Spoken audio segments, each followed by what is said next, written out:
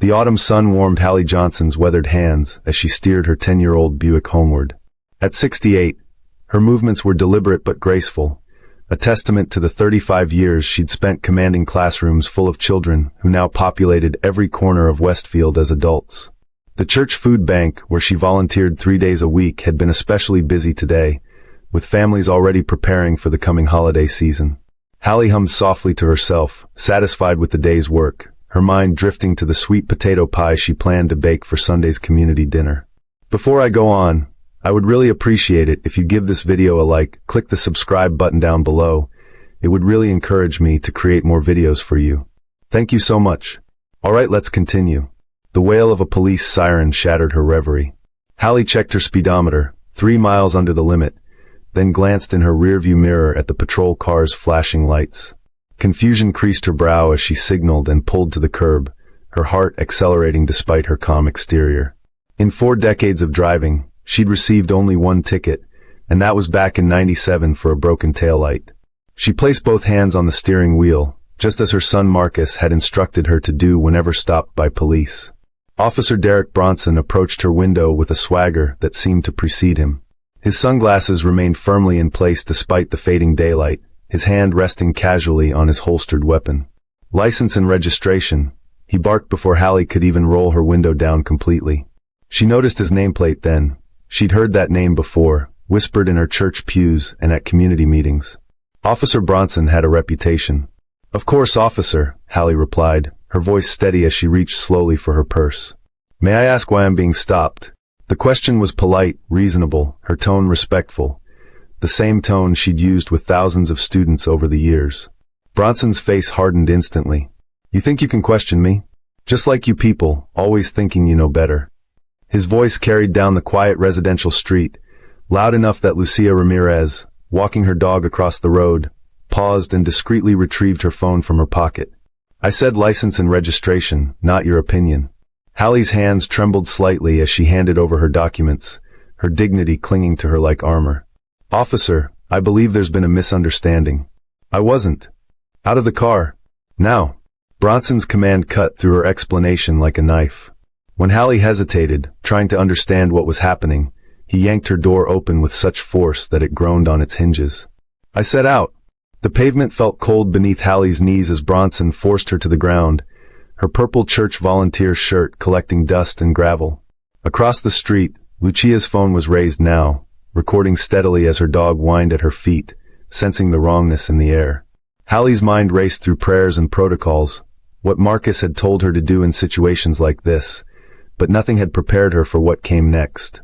Officer Bronson circled her like a predator, his boots scraping against the asphalt. You know what your problem is? No respect for authority. He stopped directly in front of her, his shadow falling across her face. Maybe it's time you learned some. His right boot inched forward until it was mere inches from her face, the black leather reflecting the dying sunlight. Show me how respectful you can be. Give my boot a little kiss. Halle's world narrowed to that boot and the badge above it. She thought of her son, of his work, of survival. She thought of her students watching, of her church congregation, of her late husband who had warned her about men like this. A tear traced a path down her cheek as she stared at the ground, her dignity hanging by a thread. I said, show some respect. Bronson's voice dropped to a menacing whisper. Lick it clean, or I'll find a reason to take you in. And trust me, you don't want that.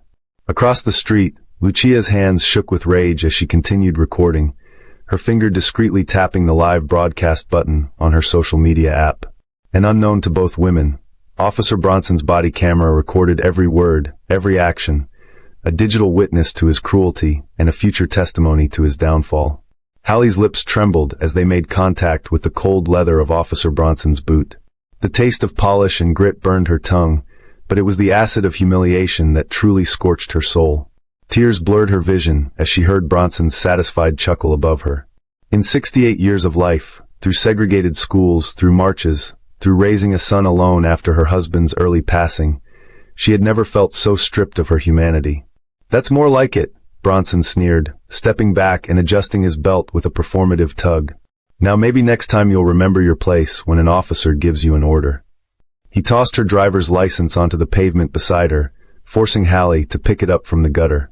With deliberate slowness, he wrote out a citation for improper lane usage, a violation that had never occurred, and thrust the paper at her. "Sign it. And if I hear about any complaints, I'll be sure to pay you another visit." "Understood." Halle's signature wavered on the line, her teacher's penmanship betraying her trembling hands. As Bronson returned to his patrol car, she remained kneeling for several moments, unable to trust her legs to support her. In her mind flashed images of her son Marcus at his law school graduation, of him standing before the Supreme Court last year, of the framed article in her living room detailing his work against police brutality. The irony cut deep. Her son fought these battles daily, yet here she was, unable to protect herself from becoming another statistic in his case files. The cruiser's tires squealed as Bronson pulled away, leaving Halle alone on the roadside, or so she thought. Footsteps approached cautiously, and a gentle hand touched her shoulder. "Senora, are you all right?" "I saw everything." Lucia Ramirez stood beside her, phone still clutched in her hand, her small terrier whining softly at her feet. "I got it all on video. Everything." Her voice shook with righteous anger as she helped Halle to her feet. "That man, that monster, he cannot do this."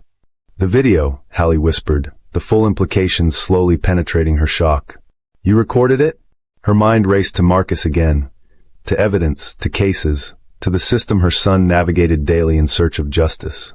Lucia nodded emphatically, turning her phone's screen toward Halle. "Not just recorded. Live. Already 300 people have seen it." She hesitated before adding, "I recognized you from the elementary school. My daughter, Elena, she was in your second grade class 15 years ago. You taught her to read when everyone else gave up." Lucia's eyes brimmed with tears. "I could not stand by and watch this happen to you.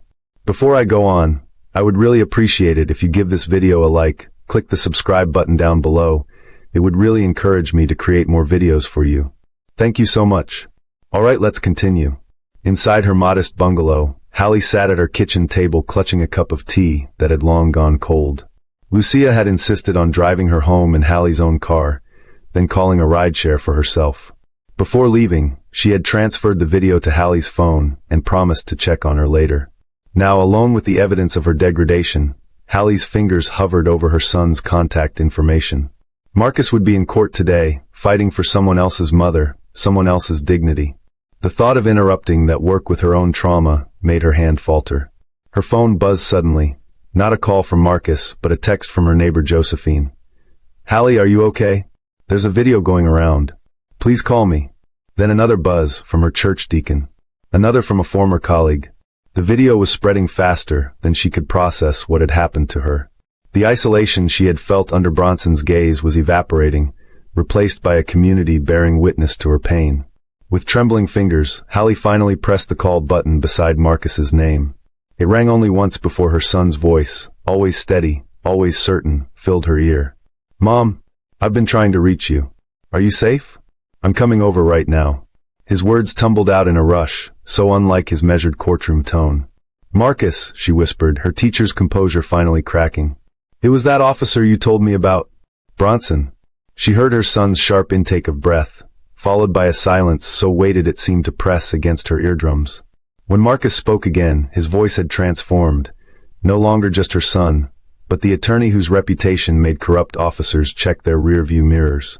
"I've been building a case against him for months, Mom. You just became the key witness, and he has no idea who he just messed with." For the first time since Bronson's lights had flashed in her mirror, Halle felt something other than fear and shame. A fragile seedling of justice taking root. Marcus Johnson's BMW screeched to a halt in front of his mother's bungalow, the normally meticulous attorney abandoning his vehicle half on the curb in his haste. His phone hadn't stopped buzzing since a colleague had forwarded him the video with a simple message. "Isn't this your mother?" He had watched it once, pulling over to the side of the road, because his hands had begun shaking too violently to drive. The rage that surged through him was unlike anything he had felt in his 15 years of practicing law, and he had seen plenty that should have hardened him. The door opened before he reached it, revealing Halle still in her dust-stained purple volunteer shirt. Her eyes were dry now, her spine straight, but Marcus saw the tremor in her hands as she stepped aside to let him in. "I made some coffee," she said, as if this were any ordinary visit, as if he had not just witnessed her being forced to her knees on dirty pavement. The normality she attempted to project broke something inside him. "Mom," he said, enveloping her in an embrace that seemed to finally melt the frozen dignity she had been clinging to. Against his chest, her small frame began to shake with silent sobs. Marcus held her, feeling simultaneously like the protective son and the helpless child, a contradiction that fueled his determination. When they finally separated, he guided her to the kitchen table, where 2 mugs of coffee steamed untouched. "It's not the first time," Halle said quietly, her hands cupped around her mug. Marcus froze, coffee halfway to his lips. "Officer Bronson. He stopped me twice before. Nothing like today, but he recognized my car. I think he was waiting for me." She looked up, meeting her son's stunned gaze. "I didn't tell you because I didn't want to distract you from your work. I thought I could handle it." Marcus set his mug down with careful control, though what he wanted was to hurl it against the wall. "You should have told me," he said, his voice tight. "This is my work, Mom. This is exactly why I became a lawyer." He pulled out his phone, scrolling through files before turning the screen toward her. Derek Bronson, age 42. 7 complaints of excessive force in the last 3 years. All dismissed. All filed by Black or Hispanic citizens. His fingers swiped to reveal more documents. "I've been building a case against him and 5 other officers in the department for months. We have testimony from victims, evidence of pattern and practice, violations, statistical analysis of their arrest records, but what we didn't have was irrefutable video evidence that couldn't be explained away." Halle's eyes widened as understanding dawned. "The video, Lucia's video, is exactly what we needed," Marcus finished. "But more than that, what we really needed was a victim whose character was beyond reproach. Someone the department couldn't smear as a criminal or troublemaker. Someone like Halle Johnson, retired teacher of the year, church volunteer, widow of a Vietnam veteran." His voice softened. "Someone like my mother." The kitchen fell silent as Halle absorbed her son's words. Outside, a car door slammed, and moments later, a knock at the door announced Lucia's return. Marcus opened it to find not only Lucia, but 3 other women from the neighborhood, all bearing casseroles and quiet determination.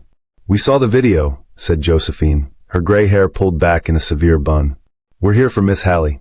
As the women settled in the living room, Marcus retreated to the kitchen to make calls. His team was already in motion, pulling records, preparing documents, building the framework around the video that was now approaching 50,000 views.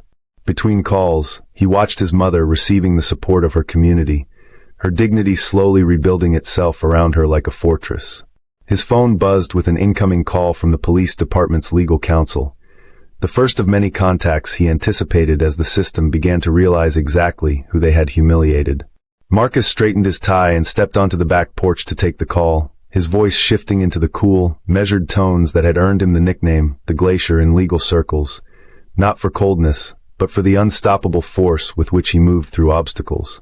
"This is Marcus Johnson," he answered, watching a cardinal land on his mother's bird feeder. "Yes, I am aware of the incident involving Officer Bronson. In fact, I'm standing in my mother's kitchen right now." He paused, listening to the panic on the other end of the line. "No, I don't think a simple apology will be sufficient. What I will require is Officer Bronson's complete personnel file on my desk by tomorrow morning, along with all body camera footage from today's incident. I'll be in touch tomorrow regarding next steps." He ended the call and turned to find his mother standing in the doorway, watching him with a newfound light in her eyes, not just a mother's pride, but a witness to justice beginning to unfold. Officer Derek Bronson sauntered into the precinct the following morning, coffee in hand and a smirk playing at the corners of his mouth. He nodded to the desk sergeant, who oddly avoided his eyes, and made his way to the bullpen where his partner, Rodriguez, was already reviewing case files. "Hell of a stop yesterday," Bronson boasted, dropping into his chair with a satisfied grunt. "Had to teach one of them some respect. You should have seen how fast she hit the pavement when I gave the order." He mimed a person falling to their knees, laughing as he took another sip of coffee. Rodriguez's face remained impassive, his eyes fixed on his computer screen. "You see the chief yet this morning?" he asked, his voice deliberately neutral. Before Bronson could answer, his desk phone rang, the direct line from the chief's office. The bullpen fell silent as every officer suddenly seemed absorbed in paperwork, the tension palpable. "Officer Bronson," came the secretary's clipped tones. "Chief Wilson needs to see you in his office immediately." The line went dead before he could respond. Bronson straightened his uniform, shooting a puzzled glance at Rodriguez, who still wouldn't meet his eyes. Something prickled at the back of his neck, a sensation he hadn't felt since his academy days when he'd been caught cheating on a procedural exam. The walk to Chief Wilson's office seemed longer than usual, the hallway stretching like a tunnel as his colleagues' eyes followed him, then darted away when he looked back. Through the glass partition, he could see Chief Wilson seated behind his desk, face ashen, beside a black man in an impeccably tailored suit whose back was to the door. Bronson knocked twice, then entered with practiced confidence. "You wanted to see me, Chief?" Chief Wilson's usual bluster was conspicuously absent as he gestured to the chair opposite his desk. "Officer Bronson, this is Attorney Marcus Johnson. He has some questions regarding an incident yesterday afternoon." The suited man turned, and Bronson found himself facing calculating eyes that seemed to dissect him with clinical precision. "Officer Bronson," Marcus said, his voice smooth as polished marble, "I believe you had an encounter with a Mrs. Halle Johnson yesterday around 4:30 p.m. on Maple Street." He opened a leather portfolio, removing a printout of the citation Bronson had issued. Bronson's confidence wavered slightly, but he recovered quickly. "Yes, sir. Routine traffic stop. Driver was weaving between lanes. I issued a citation and sent her on her way." He turned to the chief with a reassuring nod. "All by the book." Marcus's smile never reached his eyes as he placed a tablet on the desk and turned it toward Bronson. "By the book. I see." He tapped the screen, and the video began to play. Halle on her knees, Bronson's boot extended toward her face, his voice clear as day. "Lick it clean, or I'll find a reason to take you in." The blood drained from Bronson's face as he watched himself on screen. That's been edited," he stammered, looking to the chief for support. "That's not what happened." But Chief Wilson's expression told him all he needed to know. There would be no lifeline thrown his way today. "Edited?" Marcus raised an eyebrow, his voice dangerously soft. "That's interesting because we also have this." He swiped to another video, the same scene, but from a different angle, the unmistakable fisheye lens of Bronson's own body camera. "Your body cam footage, which you..." Rodriguez's face remained impassive, his eyes fixed on his computer screen. "You see the chief yet this morning?" he asked, his voice deliberately neutral. Before Bronson could answer, his desk phone rang, the direct line from the chief's office. The bullpen fell silent as every officer suddenly seemed absorbed in paperwork, the tension palpable. "Officer Bronson," came the secretary's clipped tones. "Chief Wilson needs to see you in his office immediately." The line went dead before he could respond. Bronson straightened his uniform, shooting a puzzled glance at Rodriguez, who still wouldn't meet his eyes. Something prickled at the back of his neck, a sensation he hadn't felt since his academy days when he'd been caught cheating on a procedural exam. The walk to Chief Wilson's office seemed longer than usual, the hallway stretching like a tunnel as his colleagues' eyes followed him, then darted away when he looked back. Through the glass partition, he could see Chief Wilson seated behind his desk, face ashen, beside a black man in an impeccably tailored suit whose back was to the door. Bronson knocked twice, then entered with practiced confidence. "You wanted to see me, Chief?" Chief Wilson's usual bluster was conspicuously absent as he gestured to the chair opposite his desk. "Officer Bronson, this is Attorney Marcus Johnson. He has some questions regarding an incident yesterday afternoon." The suited man turned, and Bronson found himself facing calculating eyes that seemed to dissect him with clinical precision.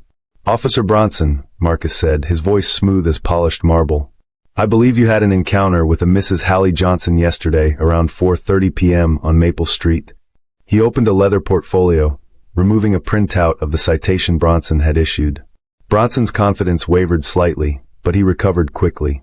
"Yes, sir. Routine traffic stop. Driver was weaving between lanes.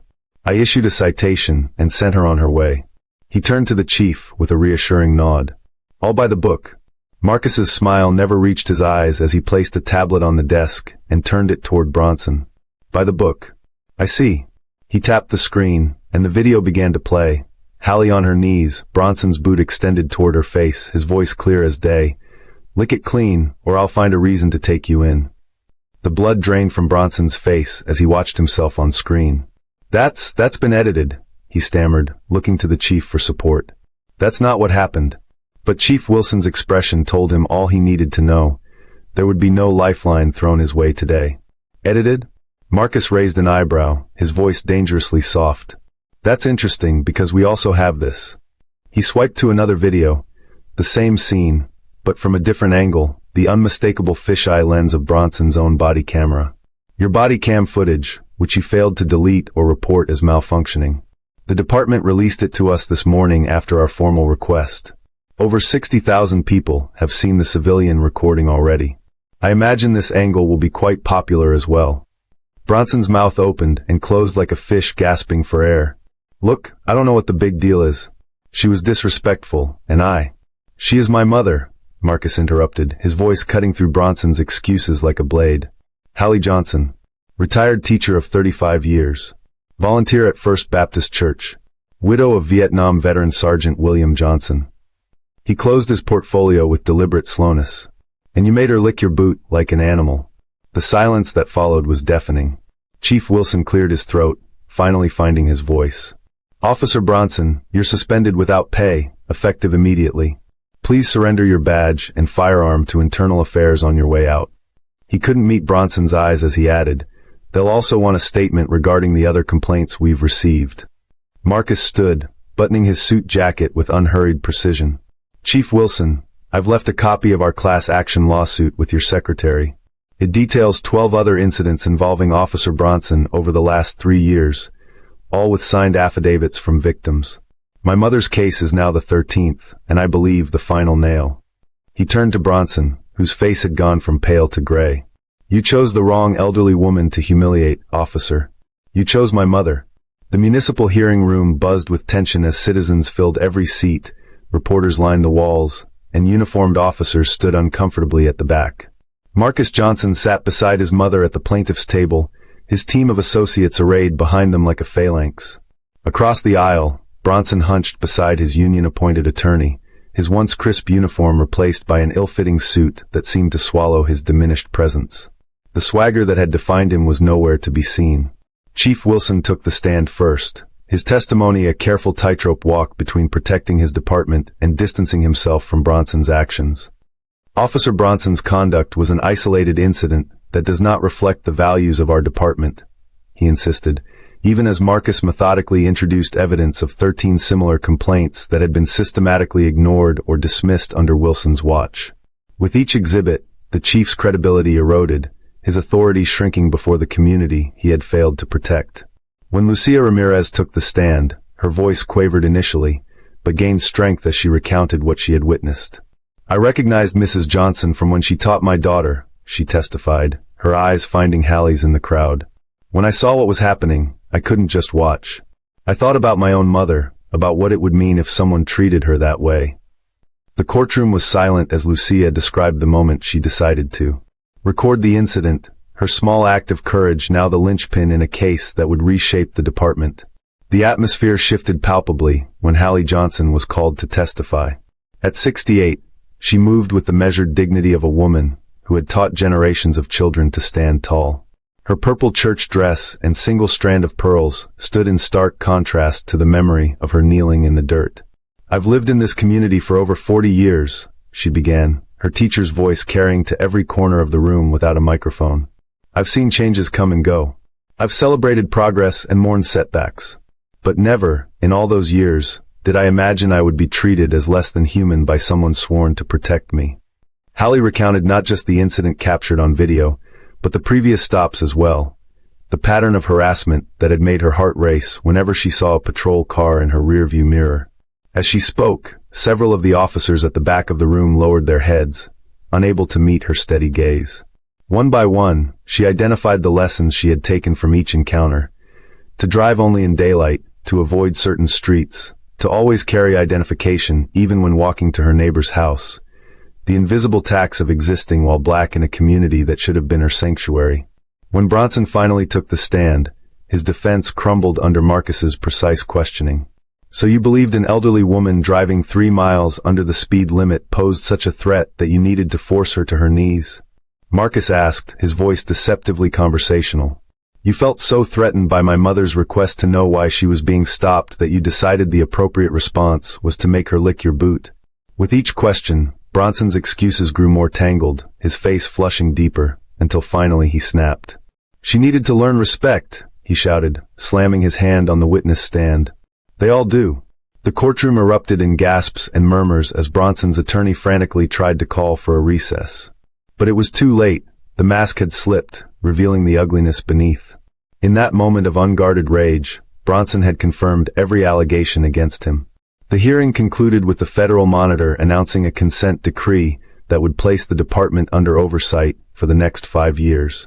Bronson was formally charged with civil rights violations, facing up to 10 years in federal prison. Chief Wilson tendered his resignation, effective immediately. But the true victory came in the form of the Johnson Protocol, a set of accountability measures named after Halle that would reshape how the department handled complaints and trained its officers. Outside the courthouse, as cameras flashed and reporters shouted questions, Halle stood between Marcus and Lucia, her hand raised in a gesture that silenced the crowd. "Today isn't about revenge," she said, her voice steady. "It's about restoration. About making sure no one else has to feel what I felt that day." She looked at the crowd of supporters behind her, former students, church members, neighbors, and strangers moved by her story. We all deserve dignity. We all deserve protection. And today, we've taken a step toward ensuring everyone receives both. In the weeks that followed, as the settlement funds established a community oversight board and education programs, Halle returned to her volunteer work at the church food bank. But now, she had a new mission as well, teaching citizens their rights during police encounters. The classroom had changed, but the teacher remained, turning humiliation into empowerment and pain into purpose. And on the wall of her new community center office hung a framed news article about the case, beneath which she had written in her perfect penmanship, "Justice wears many faces. Today it wears mine."